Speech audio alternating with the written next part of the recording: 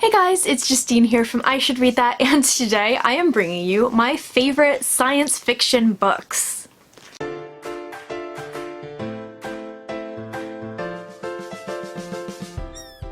So I recently, last year, did a video list of my favorite fantasy books, and you guys seem to really enjoy it, and a couple people asked if I was going to do a sci-fi version, so that is this right here. The main thing that you may notice if you watched that one and you're going to watch this one is that there's going to be a lot less stuff, I think, on this list. I have been reading fantasy pretty much my entire life. I have not been reading sci-fi for that long. In fact, I only just got into sci-fi, it feels like a year or two ago, but probably about 7 or 8 years ago, I think. I have always loved sci-fi films and sci-fi TV. I'm a huge Star Wars fan, and I'm a mega Star Trek fan. I actually prefer Star Trek to Star Wars, fun fact about me. And for some reason, I kept trying sci-fi books and they weren't working for me, including a book that is going to be on this list. And there were a couple of books that I will show you in a minute, that really actually, for some reason, just clicked with my brain and just launched me into reading sci-fi. So there's a lot of stuff that's not going to be on this list. I expect this list to expand greatly over the next couple of years. I haven't read anyone like Arthur C. Clarke, for example, or Ian M. Banks. They're on my shelf, but I haven't gotten to them yet. So there's a lot of kind of major stuff that's not on this list. I've also had some very serious bad reactions to some authors like Robert Heinlein, who are not on this list either. So this should be really interesting because I do have some older stuff here, but I also have a lot of new sci-fi books. So if you have been here for a while, there are a couple of authors who you've heard me shout about quite a lot, so I'm just gonna pop those three at the top of this list and just get them out of the way, and then I will go ahead and launch into the books that got me into sci-fi and some of my other favorites. So, the first, least surprising author ever. My first author is Becky Chambers. I absolutely adore Becky Chambers. She's a brilliant author, and I have been thinking a lot over the past couple of years about why I love her books so much, and I think it's because they are inherently optimistic, which is not something you always get in sci-fi.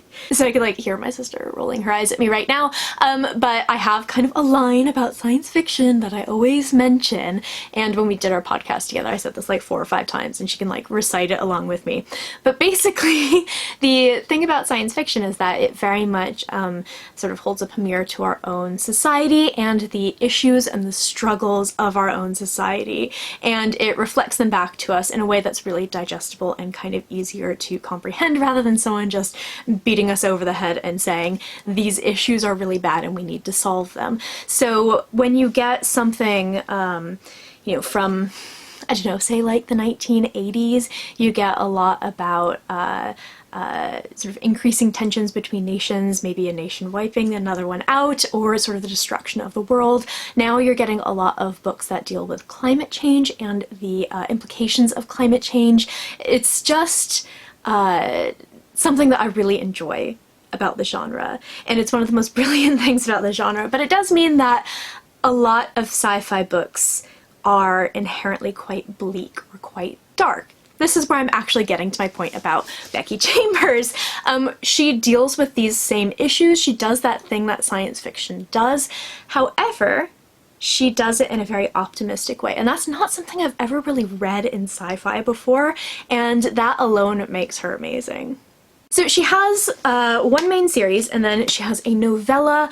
So the series is the Wayfarers series, and I believe this is ongoing. She's not written one in a while. We're not getting one this year. We're getting another novella this year.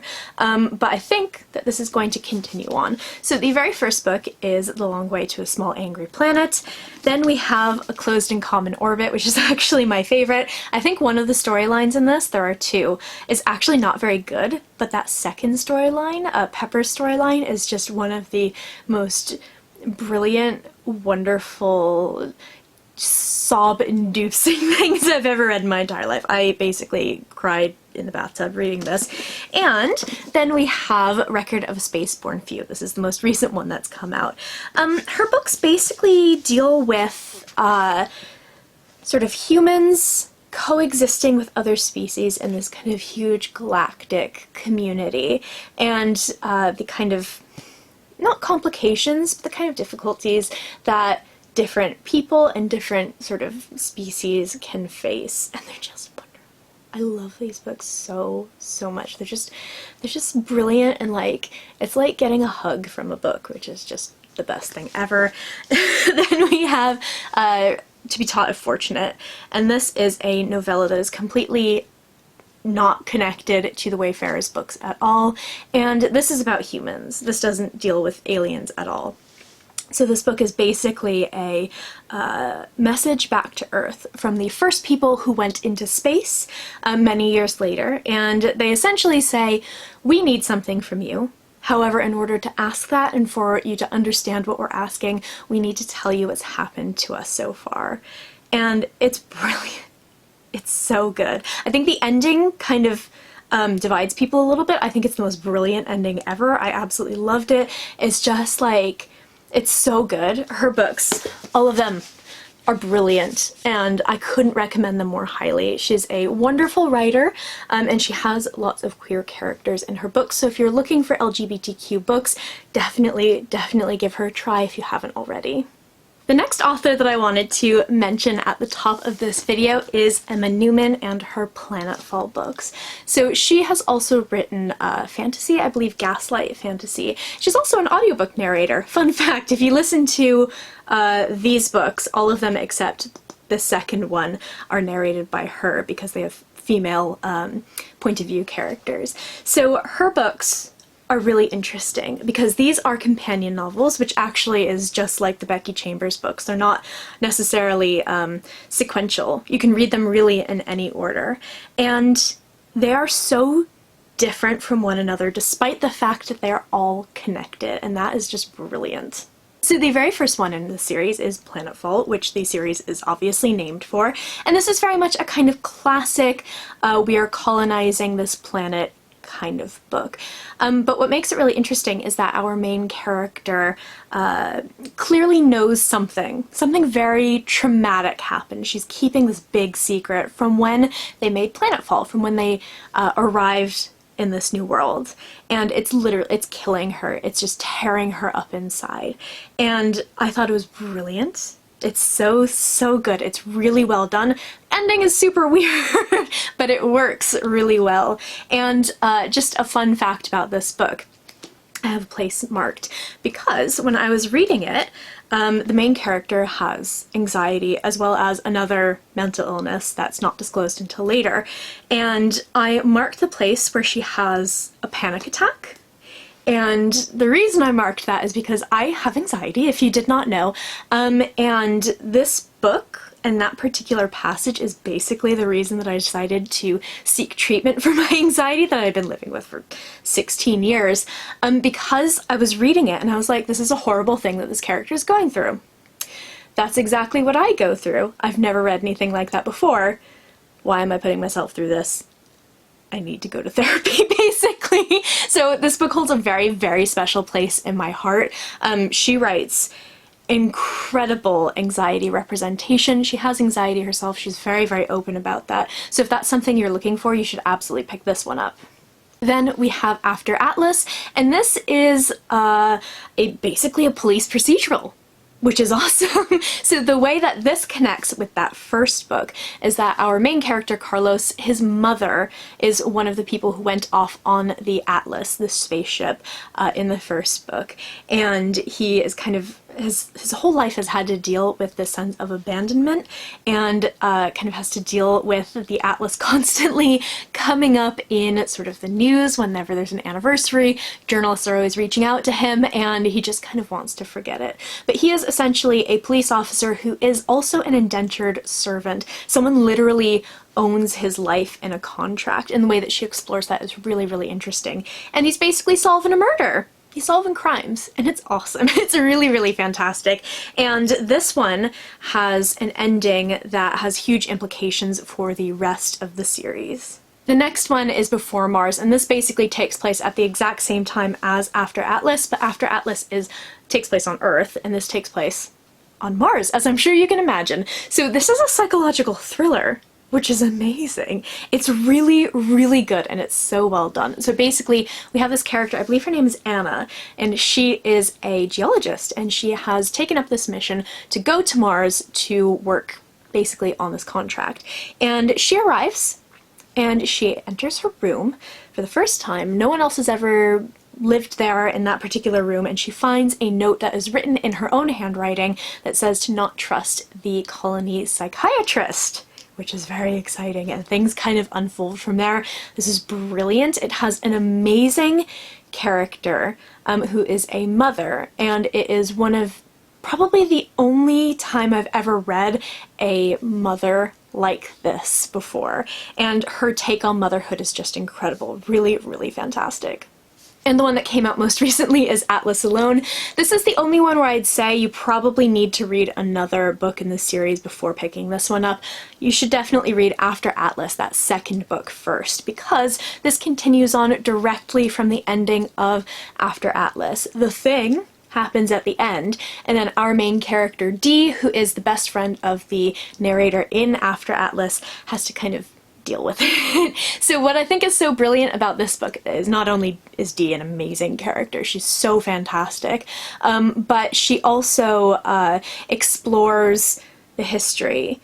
Because this takes place in our future, essentially, and we know that these corporations have basically taken over the government, and we find out how that happens. She references the London riots a lot in the previous books. We find out what happened in the London riots. It's really, really well done. It's got an amazing character, and it's all about one person making a very, very difficult decision, and I loved this. This is probably my favorite one in the series. The next book I actually don't have with me at the moment because I am lending it out to one of my very trusted friends. This is Children of Time by Adrian Tchaikovsky, another book I won't shut up about. I'd say this is probably in my top 3 books ever of all time, which is a big deal for me. I love this book. And one of the things that I love about this, which is also kind of frustrating, is I've literally never read anything else like this in my entire life. I feel like a crazy person whenever I try to explain what this book is about. I feel like that like gif of Charlie from It's Always Sunny in Philadelphia with like his board with his red threads and everything kind of going like that. That's how you sort of come across to people when you try to explain what Children of Time is about. But essentially, we have a terraforming mission that has gone wrong. There was going to be this mission to terraform a planet and sort of inject these monkeys who were brought over from Earth to kind of force evolve them into essentially a servant class for the people who would come and live there, which is hugely unethical. And the mission basically is stopped by an environmental terrorist. However, the virus makes it down to the planet's surface. There are no monkeys there. Instead, there are spiders. So these spiders kind of go from this sort of very primitive hunter type society to developing agriculture, developing religion, developing science and social structure, and it's fucking incredible. It's so good. It's like mind-blowing. So the other half of this story is Earth we have destroyed because climate change and whatnot. And this Ark ship called the Gilgamesh has left Earth with I think like 100,000 people essentially frozen in stasis, heading anywhere to try to find a new home. And they stumble across this planet that's been nicely terraformed for them. I wonder what this could be. So through the human perspective, you basically get this character who is a classicist who keeps waking up from stasis, and things have changed so much. And the brilliant thing about this book is while the human society is kind of crumbling and devolving, you have these spiders. It's all told through the same kind of descendants, this line of descendants. So our main character is basically Portia, but it's many different Portias. This is where I sound crazy. And the spider society kind of is growing and evolving and becoming this better thing. And it's so good. It's so good. I've literally I've given this book to like 10 people and they've all loved it. And I just like, now that I've got those out of the way, I am going to actually rewind a little bit, and we're going to go back to the first two books that actually got me into science fiction. So I read these both about, as I say, 7 or 8 years ago, I think. I could, I'm sure, go back in Goodreads and find out exactly when. But if it weren't for these two books kind of hitting me at the exact right time, I don't think I'd be making this video now. These really, really ignited my love of science fiction. So this first one is Hyperion by Dan Simmons. This is actually an omnibus edition of the first two books in this quasi-series. So this is Hyperion and the Fall of Hyperion, and then 300 years later we have Endymion and the Rise of Endymion, I believe. I've read these. I have not read the Endymion books. I plan to at some point reread Hyperion and finish up the entire series. So you can look out for that sometime soon.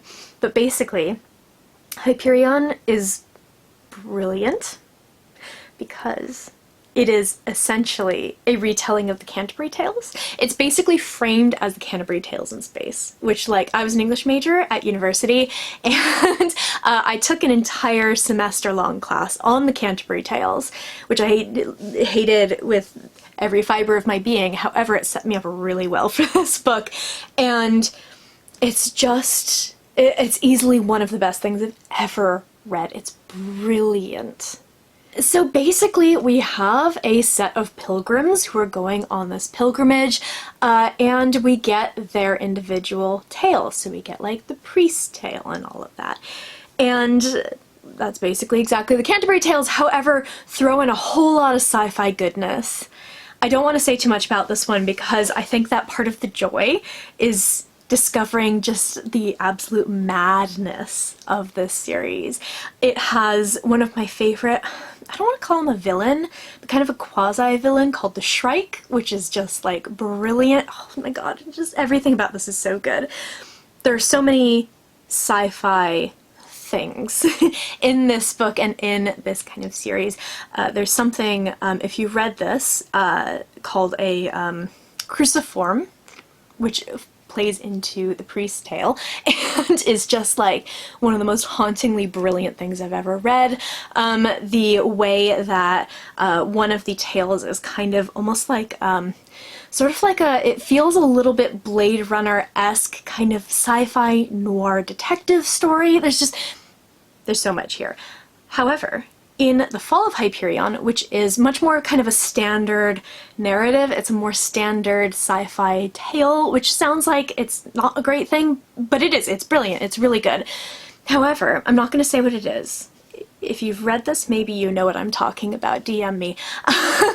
But there is something that happens towards the end of The Fall of Hyperion, which I think about every single day.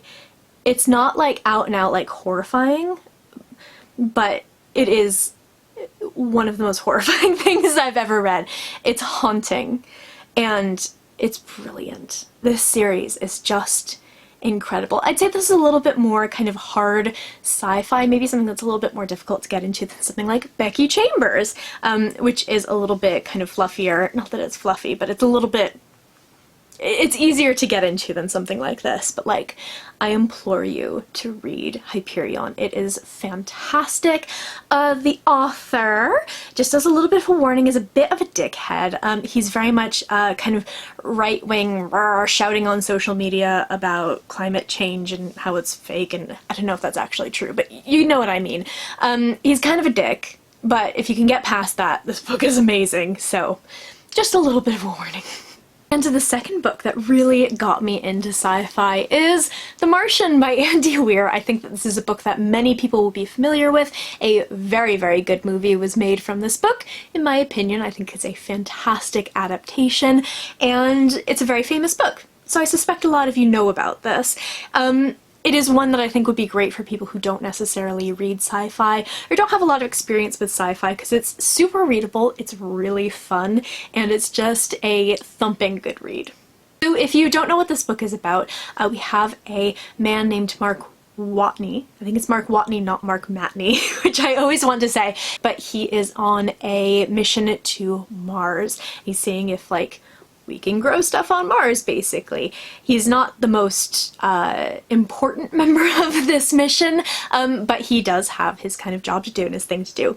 So they are on Mars doing their thing. They're out kind of on a mission, and this huge, basically really violent Mars dust storm blows through. They have to evacuate, but as they are evacuating, Mark gets hit by a piece of flying debris, and everyone thinks he's dead. His computer has shortened out, shows no life signs, so they basically have to leave him for dead on Mars, thinking that he is actually dead. However, Mark Watney is not dead, and as we know how space travel works, there's no real way for them to just kind of, you know, flip a U-turn and come back and get him. He has no way of communicating with Earth, and he basically has to figure out how to survive. And a lot of this story is told through his log entries, and it's basically kind of like a diary of his time on Mars, and he has such a fantastically witty and brilliant voice. It's such a fun read.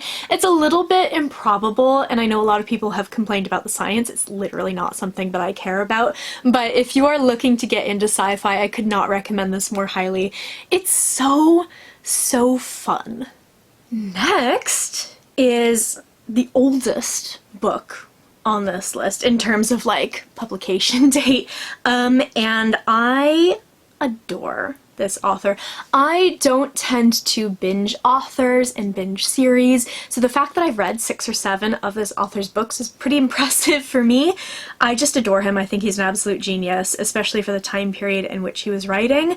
This is the Foundation series by Isaac Asimov. Isaac Asimov was writing in the 1950s, or he was writing Foundation in the 1950s, and one of the things that I love about these books is the fact that you can see exactly where, especially something like Star Wars, has drawn its inspiration. It's brilliant. It's so good. I think his writing style is maybe a little bit old school, maybe a little bit dry or stale for some readers. However, I found it very, very readable. Some of it's a little bit outdated, but I did find it very readable and just so good. So in the series we have Foundation, which is the first one. I destroyed this copy on holiday. Then we have Foundation and Empire, and the last one, which has a hilarious cover, is Second Foundation. So the second and third book kind of expand a little bit, but basically this first book is a series of very tightly connected, basically short stories, because this was serialized before it was published as a full volume, and it takes place in the kind of great galactic human empire, many hundreds of thousands of years in the future. And there's a man named Hari Seldon who basically predicts through psychohistory, which is his field, that the empire is going to collapse and is going to fall, leading to 10,000, I can't remember exactly, but say 10,000 years of absolute chaos before the empire rebuilds. So he has this plan called the Seldon Plan, which basically would mean 5,000 years instead of 10,000 years of chaos. And he lays out this very, very careful plan, and basically you see this plan in action. So you can jump from, you know, him doing his thing, doing his plan, to 20 years later, and then the next story is 200 years later, and then after that is 5 years later, and you see the way that he has basically predicted the future and how he is protecting mankind from beyond the grave, really.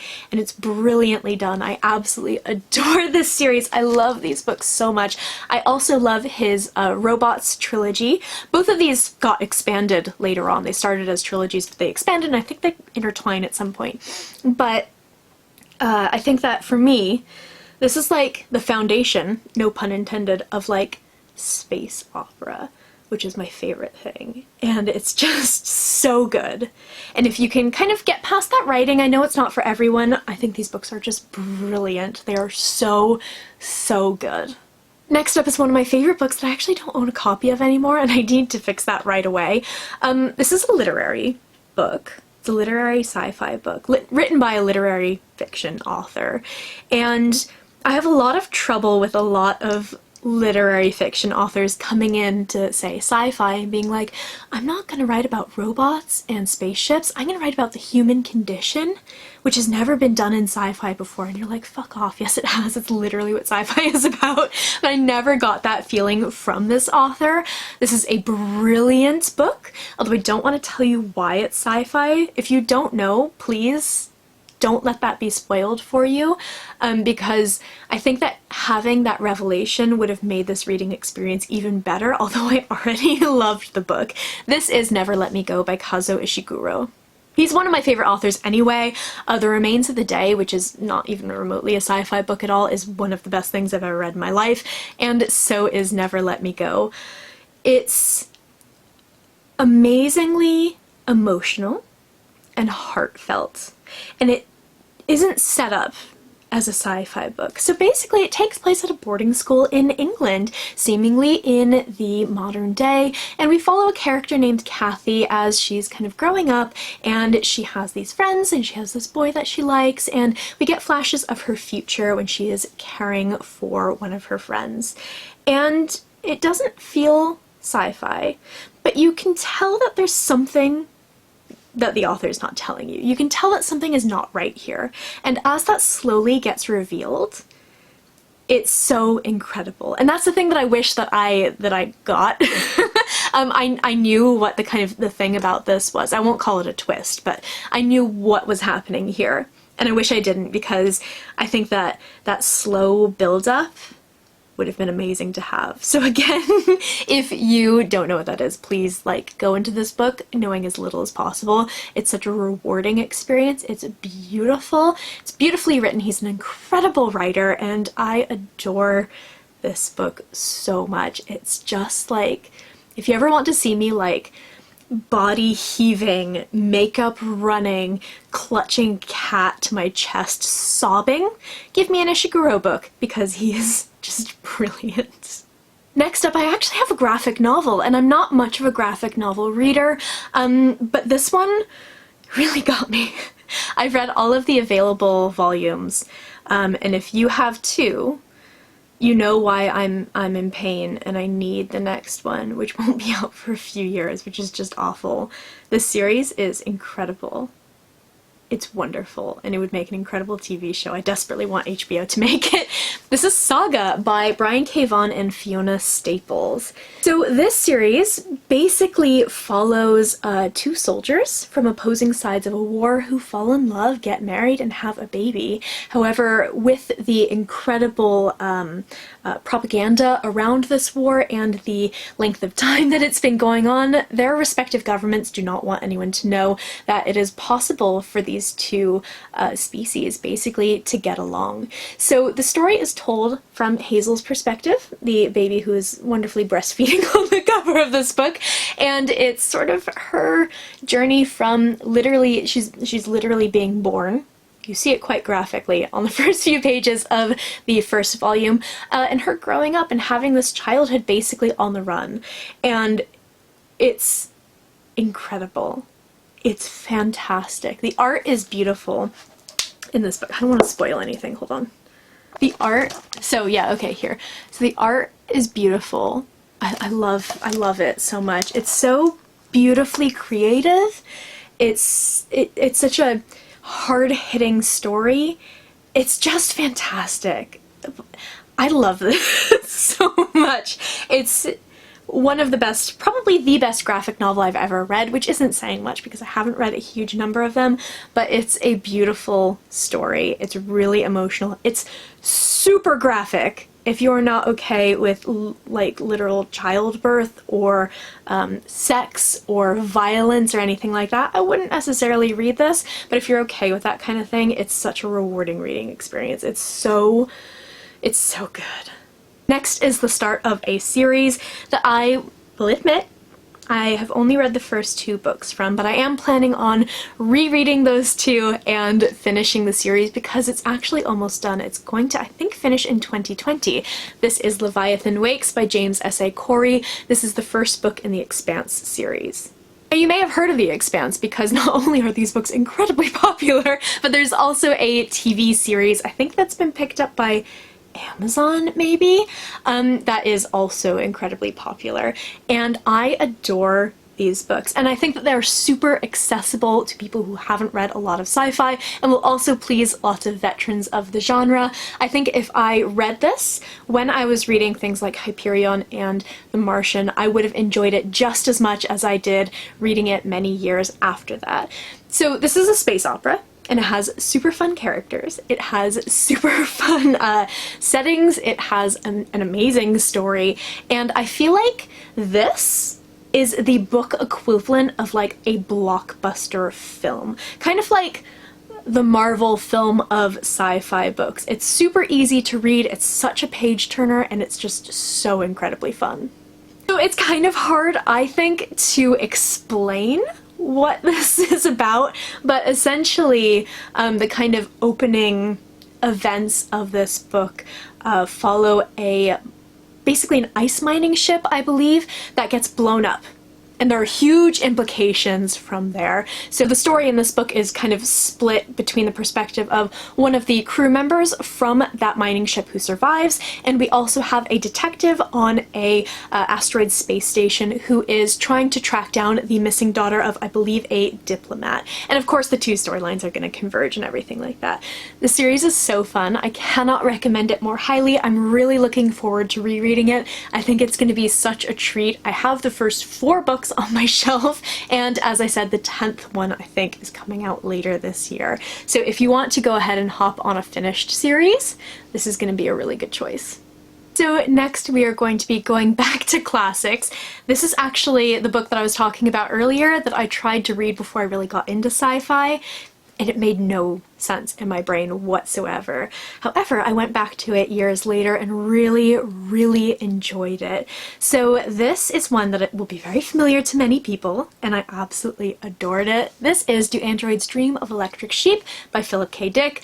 So this is kind of a complex book, especially for something so short. This is what, just under 200 pages, and basically we follow a bounty hunter named Rick Deckard, who is very miserable in his life on Earth. Many people have since left Earth, and he hunts down replicants, androids who look human and behave human and often think that they are human. And it gets real complicated from there.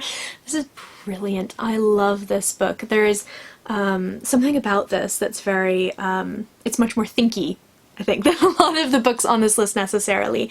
And there's a lot of really hard-hitting moments in this that are very quiet. So for example, if you've read this, you know what I'm talking about.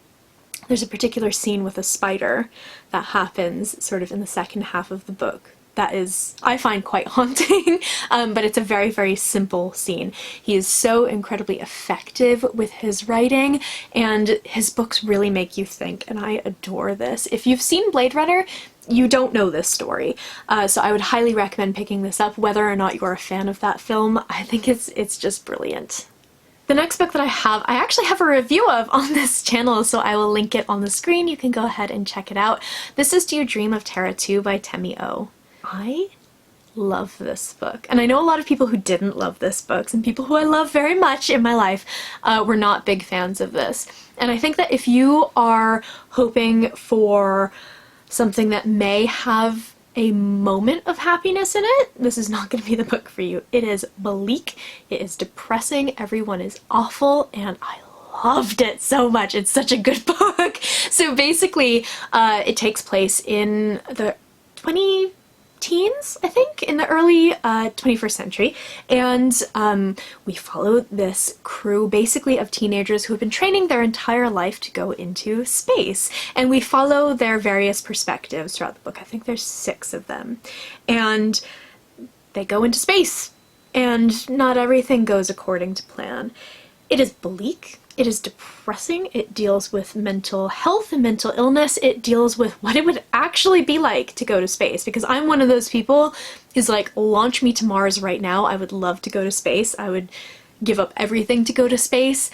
This book is the only time in my life where I've thought, maybe I wouldn't like that. I think that it's bleak, it's realistic, it's brilliant, it is so, so good. The reason I don't have it is because I'm lending it to my sister, hoping that she'll read it, and it's just phenomenal. The author, Temi O, is, I believe this was her debut, which makes it even more incredible to me. She's literally a genius. I think she's a neuroscientist, something like that. And like, I can't wait to read what she comes out with next, because based on this, it's gonna be fucking brilliant. I'm like kind of in awe of this book and how good it was.